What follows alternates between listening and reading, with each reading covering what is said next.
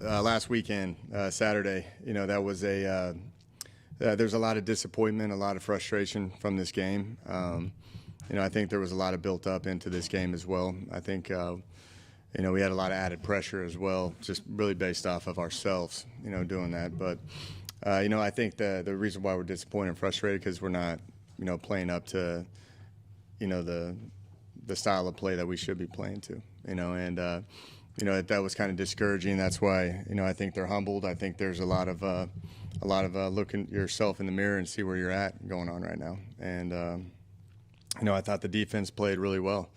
Their back was against the wall the entire game, and that's tough to do because the offense and special teams put themselves in that position. The defense, we had 4 turnovers, which the defense had 28 points scored on them on those, and one was a pick six. But that's something that we've got to elevate our play defensively. That's kind of been the talks defensively. I thought they played well on critical downs, which has been one of our Achilles heels in the past, and yards per play was phenomenal by them. And what I came down to is their backs was against the wall. I think their starting field position was like on the plus 44 the entire game. So that has a lot to do to the offense and the defense. And offensively and defensively, we had too many.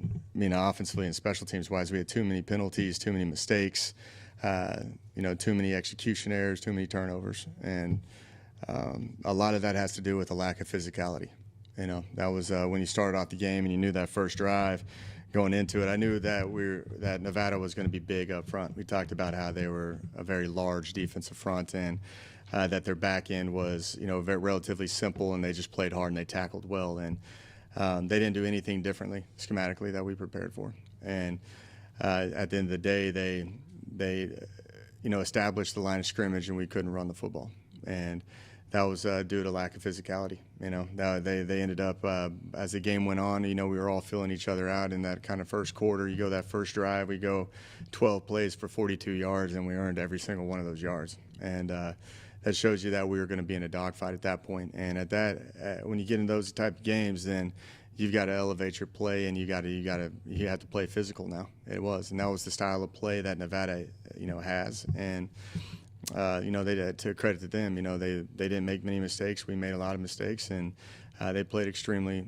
physical and sound, and they played together. You can tell that they've been doing that for a long time at that program, and they've won a lot of games. And you can't play the way we did from an offensive and special teams perspective and win that game. You've got to play sound on all 3 phases of the game. We thought going into this game that it was going to probably go down to, the fourth quarter and kind of go down to, who had the ball last. We thought it was going to be around a 1-possession game, but when you have that many turnovers and put the defense in that many bad spots, that's not going to be very, very realistic, and that's why, it got way out of hand in that third quarter. And, there's been a lot of conversations this week, already. We had a long travel day back. We had a lot of guys come up on their own on Sunday. We gave them the day off Sunday because we got back, around 6, 7 in the morning.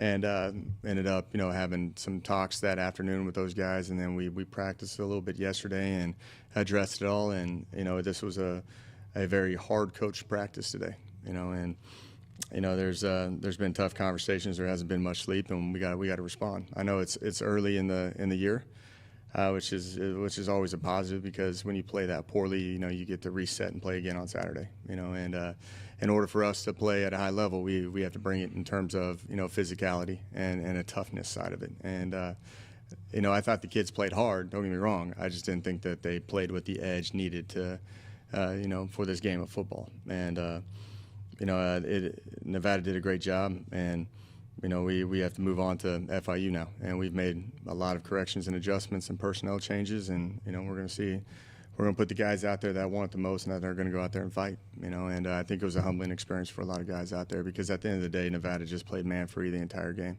and had one-on-one battles across the board, and you got to win them, and we didn't, and so now we're on to FIU, and this is a great challenge as well. It's really the same scenario. I bet you, like from where they were at week 1 to week 2 is going to be completely different. That's how Nevada was, in terms of the way they played and kind of ironed out all the wrinkles that they had in week 1. And we're expecting their best coming into it. They're a very well-coached team, in all 3 phases of the game. A little bit different style of what we played last week with Nevada, kind of really the opposite end of it. They're going to be very multiple in what they do. Defensively for them, they're a defensive head coach, and they're very sound in what they do. They're very aggressive. They press. They play man. They play zero a lot. They're going to move in and out of drop 8, cover 3, and Tampa 2, and quarters and blitz corners and everybody. So we got to be prepared. They're going to try to catch you off guard, and it's the same thing from a defensive perspective too for their offense, where they're going to be very multiple in terms of they're an air raid system. They're they come from the Mike Leach kind of background as well, and you're going to see a lot of those principles of air raid, but you're going to see some tempo, unbalanced attacks that are very uncommon that we have to be prepared for. And special teams wise, like, you're going to see everything really known to God. Like, you're going to see swinging gate, you're going to see unbalanced, you're going to see fake kicks, you're going to see different formations and motions and shifts. And really what I told the team is, like, all 3 phases, we have to have great focus and we have to have great physicality. That's what it's going to come down to. And I think there's some really upset individuals in this room. I think there's some humbled individuals, some disappointed individuals, and I think they're ready to get back and respond. We got to still get better one day. It's one day at a time for us right now, because the product that we put out on the field is unacceptable, and they know that, and it's been told, and it's now time to address it, move on, and respond. So we'll see how we do on Saturday. So questions? So you mentioned obviously that edge and that toughness, but also kind of talking about special teams and offense. What are kind of the keys whenever it comes to those corrections you mentioned? Like, what are y'all working on specifically? Yeah, like let's just talk about the at the physical at the point of attack. There's some guys that play well. I thought Richard West and I thought Kyle Ergel played very hard and very physical. And I thought there was a lot that got exposed. And when you're trying to block guys that, are 100 pounds lighter than you and they're knocking you 5 yards back in the backfield, then, yeah, we got some issues there, the scheme was, like, they rep that probably a million times, and, at that point they got to go execute it. When you got into a receiver type deal, they're playing catch man and they're running us out of bounds. They're disrupting our routes, and we started losing our technique. We're just trying to kind of run, through the guys instead of actually trying to stem them and attack them, and because they're getting shoved out of bounds, and then that's kind of where you saw it. Like, it's just kind of from an edge where it's all about physicality is the way you kind of put it. It's also some technical things too, but at the end of the day, man, you got to play hard, and you got to play with an edge, like I keep talking about. And special teams wise, we played a lot of new guys, young bodies, and we had some ill-advised penalties. We had a block in the back where we started on the -5 yard line. We had, running into the punt returner. We had another block in the back, which I thought was a questionable call. But still, like, at the end of the day, if you're consistently, doing the wrong things, I can see where they can just say, we're probably going to screw that play up again and throw another flag even if we were on the right side, But we've got to clean that up, and we've moved a lot around in personnel. It was kind of like if we remember last year, we went from FIU game to the next game. We had to figure out some things with our return game, and we had to figure out some things with kickoff and all that. And we've moved around a lot of bodies. So you're going to see different starters on special teams. You're going to see some different starters probably on the offensive side of the ball. And the defense is going to keep getting challenged to make sure that we're focusing on something that we can keep improving on, and that's going to stop sudden change and when your back's against the wall, and force them to kick field goals in those situations. But I applaud the defense. The defense played well. This was all on the special teams and offense for sure. Yeah, well, just talking about FIU, obviously only Tuesday, but when you look at this matchup on Saturday, what do you think are going to kind of be the keys just for both teams? Yeah, I think it's going to be who wants it the most. I think it's an aggressive scheme, and there's a lot of moving parts, so there's got to be great focus, great discipline, and there's got to be a toughness to this entire deal. And Coach McIntyre does a great job in terms of he's going to contest every single thing.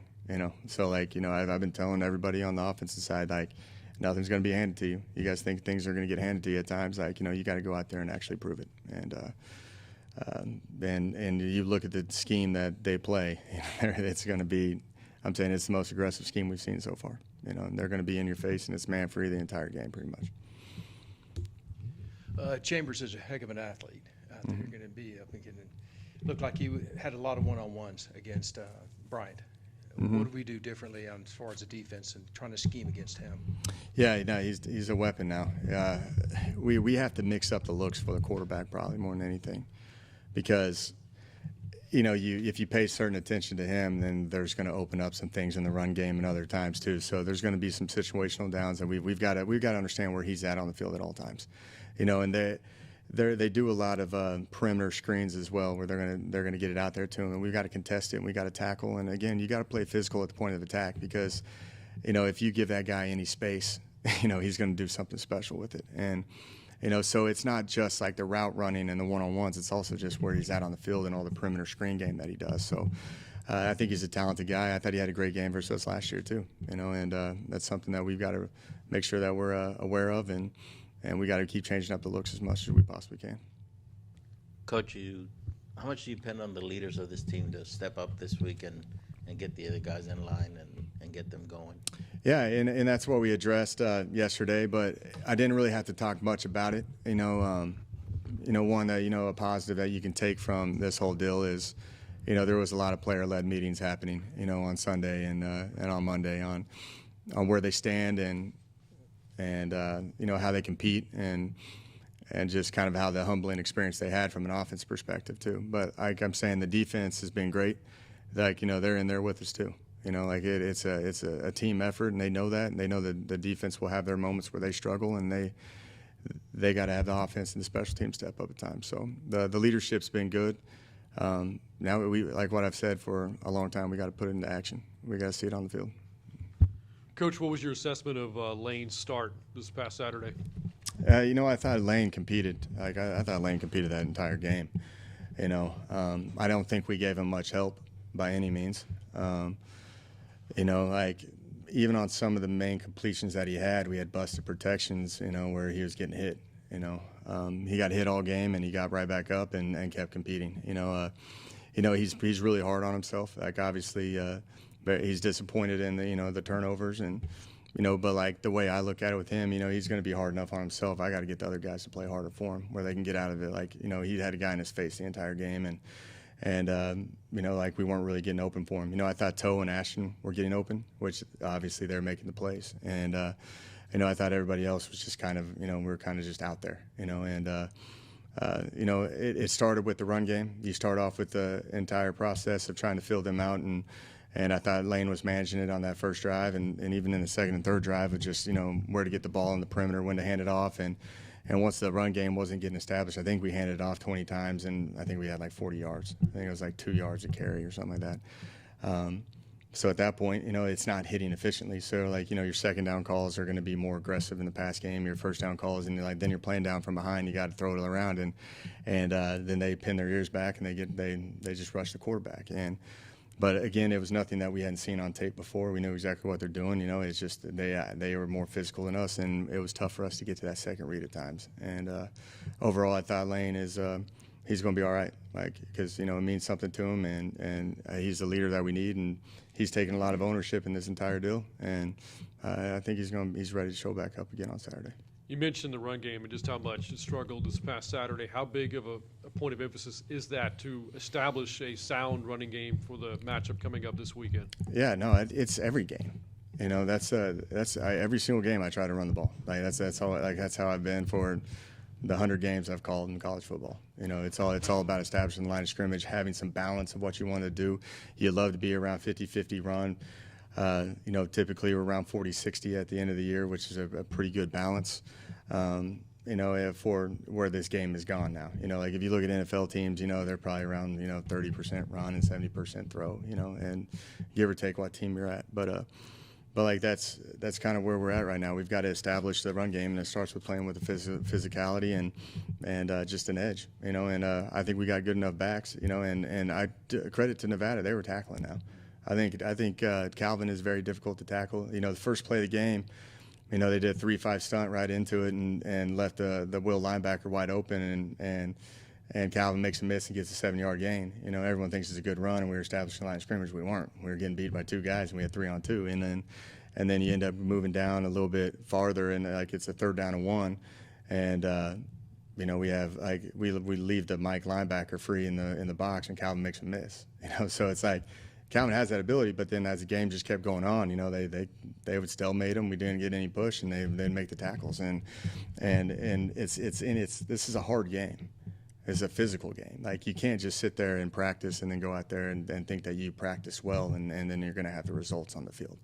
Like, you have to translate it to the field. And I know they got it in them, and they've addressed it. And once we have established the line of scrimmage, you can be more multiple in what you're doing. It got to the point in the game where I'm sitting there talking with Lane and our coaches about, all right, we can't establish a run. All right, so we got to throw. Our outside guys are not getting open by any means. So it's just like, all right, we need to start working with anything with hot-driven stuff because they're playing man-free the entire game and blitzing 6. So they were mugging everybody up and said, hey, your 6 is on these 6, and everybody else is, manned up and locked in. And Toe and Ashton's were the ones that were winning, that was pleasing to see if you want to take at least one positive out of it. But, there's not very many positives to take out of that game right now. Coach, we saw some sprinkling of Lincoln Perry in the backfield. Josh and Demarius, obviously you got 5 guys back there. Do they still kind of factor into the mix as you go forward, or you got 3 that you think you'll see again this week? And we're going with those 3 right now, and Josh and Deagood will go in when it's right, when the time is right. When you get in those games where everything matters, you got to keep the guys in that played a lot of football, and those 3 have played a lot of football, and we're mixing them in and out. You're going to probably see a little bit more Lincoln this week as well. First drive of the game, Ashton and Toe especially were having some success. It seemed crossing the middle. After that, what did Nevada do to kind of change that after that first possession? They really didn't change much, to be honest with you. They just kind of changed the technique up a little bit to force the ball to go on the outside guys. That's where it was going to. And so then I kind of moved and shaked a little bit and started motioning them around, and we were getting back to it. But you look at those plays that they're making, it was like 3rd down and long. It's 3rd down and long, and they're blitzing you, and we're making contested throws with those guys. And I think he probably hit about 7 of them throughout the course of the entire game. And, I know that FIU will have an answer for that. So we've got to be able to win at all 4, all phases out there. Every position's got to be able to win at times, because they're going to isolate one-on-one matchups across the board, and we got to try to go and win. And that was the frustrating thing when we're just calling games. It's just like, all right, hey, we can only run the ball to the right. If you're going to call any run game, run to the right, because the left side's just getting destroyed. And then it's like, all right, we need to get into working some shots on the outside, and then that's not working. So you're just sitting there like, all right, what's next? And I kept staying in a 2-by-2 set and just kind of mixing and matching up and letting Lane find the leverage so we can hit those slants on the inside. So they had their adjustments, though, but we kind of found the weakness to kind of get back into it because that was the only thing working for us. Defensively, you mentioned some success up front on the line. Yards per play were not off the chart for Nevada. I think 2 sacks, 7 tackles for loss.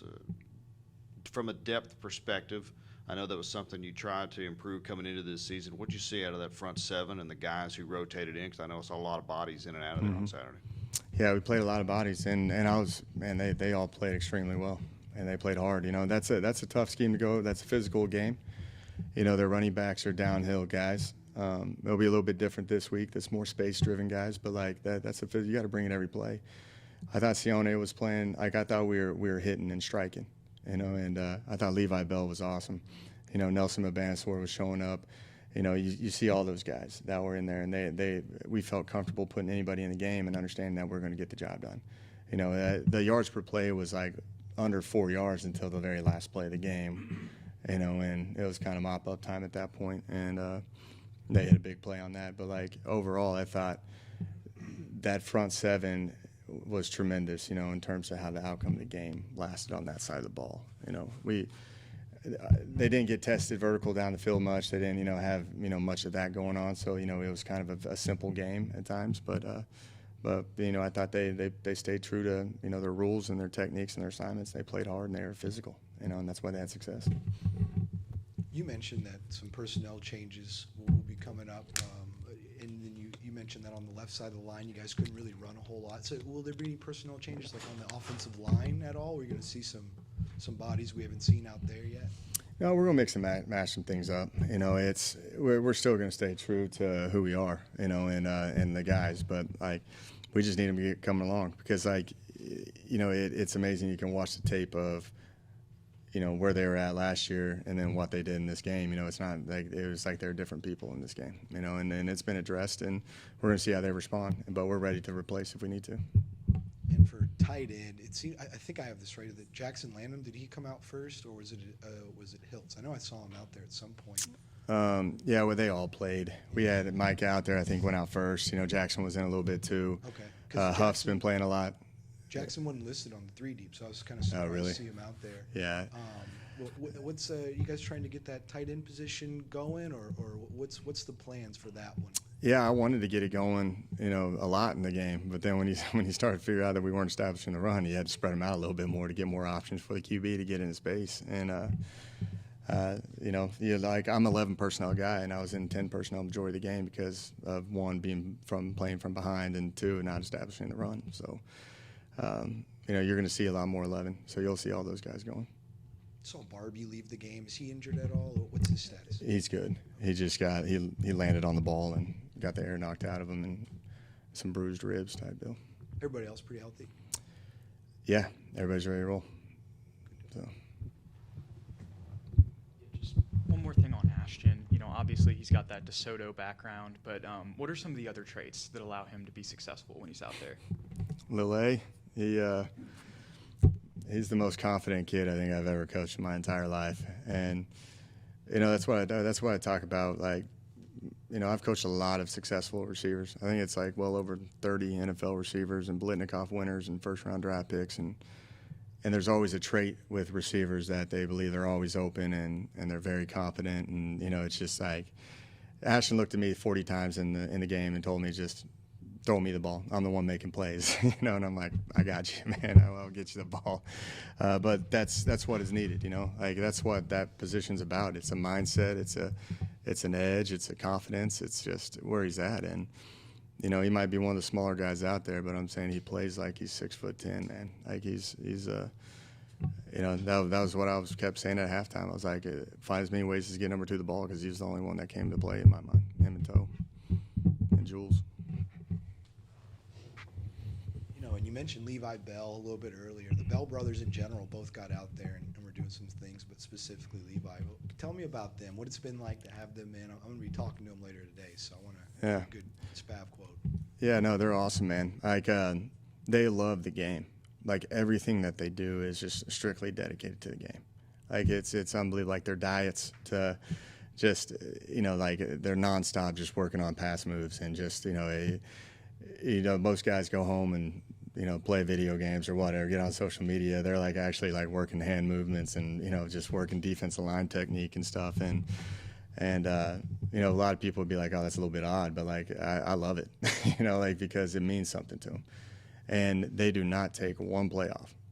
I'm saying they're the guys that you just got to pull out of the game because they're not going to stop, you know. And that's what I love about those guys because they bring an edge to the defense that is kind of in some spots, you know, from a depth perspective, like been needed for when you put another body in to bring that the same intensity as the others, and they do that, you know. And they got high motors, like the way they practice that way too. So like it's just like everything they do is about ball, and very fortunate to have those guys here because it means something a lot to them, and you know they're going to be very good players. Talking about the Bell brothers, it reminds me of the movie Slapshot with the Hanson brothers. Have you ever seen that movie? And that's an old one, man. It's an oldie but goodie. Ask them if they know what that movie is. I guarantee They don't know, that but you one. hopefully you did. When I look at the Bell brothers, I'm thinking They don't even know Hanson what Varsity brothers, Blues is, by the way. What's that? They don't even know what Varsity Blues is. Do you know what Varsity Blues is? The movie? Yeah. They don't? No. Oh my goodness. And we have Tweeter. Yeah. So we had to educate them on who Tweeter was. So you know, You got a long like, way to go, Coach. Yeah, they don't know. A long way to Like, go. that was kind of the first time where I was like, I'm getting old. You know. Like, My real question is about Jared Morris getting back on the field and having a heck of a hit, starting the second half in the third quarter. Helmet goes flying, love it, set the tone for the third quarter. Like to have a little bit more of that, I guess, coming up Saturday, I guess. oh yeah, I love it. I thought the defense played with the edge. I'm saying I saw Sione knocking people out. I saw DJ at the end of the game when the game's out of control. inside the 10-yard line, fill and just knock the running back out, and you're just like, they were playing. They did not take one play off, even though the score was not where we wanted it to be, and there's a pride that they have, and and Baby J is like, we've talked about it in here. You don't take it for granted, and he knows that he's been through a lot of ups and downs, like we've talked about in here, and he showed up and gave everything he had, and I think that's kind of contagious on that side of the ball, because all those guys are not taking it for granted, and they're fighting for their life every single time they go out there, which makes them pretty good right now.